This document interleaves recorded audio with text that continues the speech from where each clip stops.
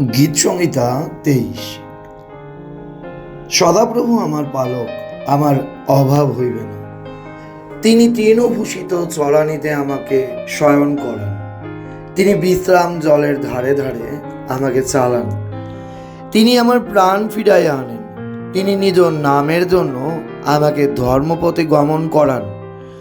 যখন আমি মৃত্যু ছায়ার উপত্যকা দিয়া গমন করিব, তখনও অমঙ্গলের ভয় করিব না, কেননা তুমি আমার সঙ্গে সঙ্গে আছো। তোমার পাচনি ও তোমার যষ্টি আমাকে সান্ত্বনা করে। তুমি আমার শত্রুগণের সাক্ষাতে আমার সম্মুখে মেজ সাজাইয়া থাকো। তুমি আমার মস্তক তৈলে সিক্ত করিয়াছ, আমার পানপাত্র উথুলিয়া পড়িতেছে।